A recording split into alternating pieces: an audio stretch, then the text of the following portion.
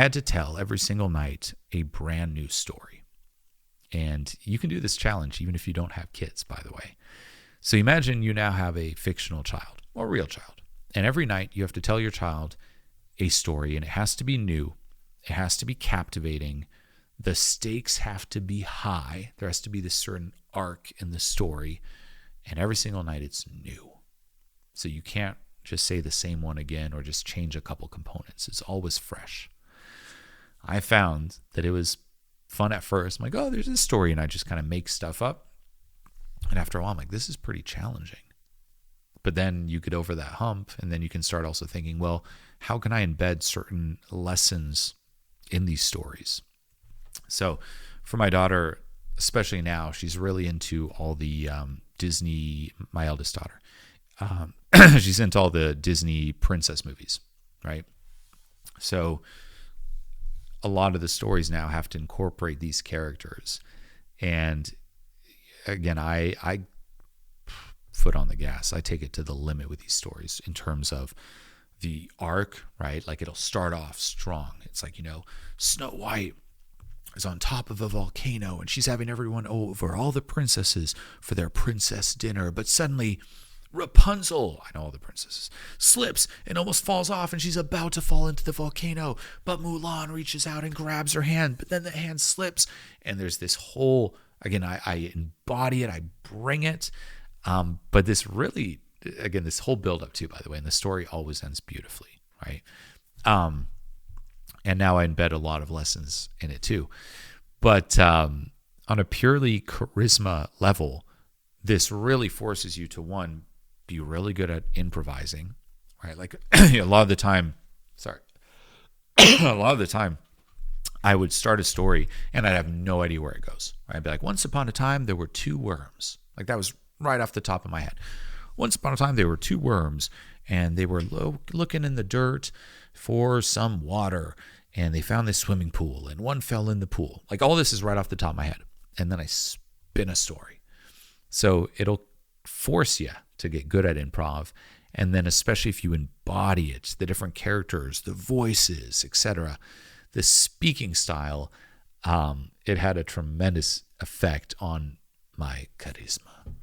Okay, the improv bedtime story challenge. But that's one of my favorite things to do. And like I said, it hits on play and imagination.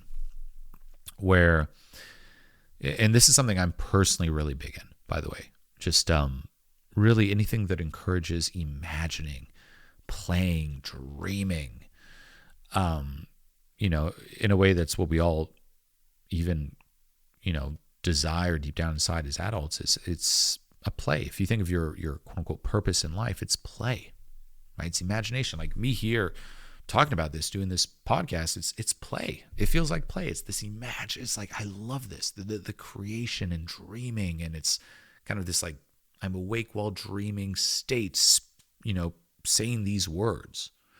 Like I have a few bullets, but all this is improv. It's like, you're creating this thing and being in it and witnessing it at the same time. And I love bringing that into my daughter's lives. So the stories is a big one. And I love now that, both of them actually participate in the stories. And I'm like, and then what happened? And she'll say, and then this. And we like bounce off of each other and create these stories. I'm big on that. I remember for, myself to some extent, the default that I had wasn't necessarily someone who encouraged imagination. It was more so someone who, say, hey, but be more realistic, right? I feel like a lot of people do that. It's like, those dreams, you should be realistic. That's not for you, right? I actually saw a couple weeks ago a parent say that, their kid was like, da-da-da-da-da, and this. And it's like, oh, you can't do that. That's not how the world works. I'm like, wait, what? That's not how it's like you're just stomping on the dreams from a young age, to the point where, again, what does that do to your child? It gets them to doubt themselves and ultimately doubt their own intuition, or that, voice of intuition.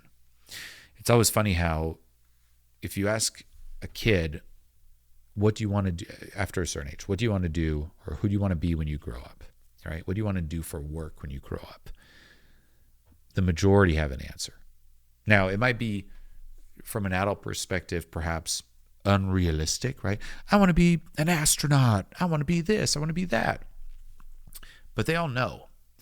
And it usually is encouraged when they're younger and then discouraged later, right? At a certain point, it's, hey, those dreams were cute and great when you were young, but it's time to grow up, right? Grow up, Peter Pan. And it can condition people to once more start saying, oh, well, I guess my own intuition, that spark within that came from me, is wrong. And if it's wrong, it means that I can't always trust it or listen to it. And then through life, it just gets stomped out to the point where that voice is so quiet or completely silent. And that's why if you ask a lot of adults, what's your purpose? Nothing speaks up. So then as an adult, it's about reconnecting and gaining that trust back.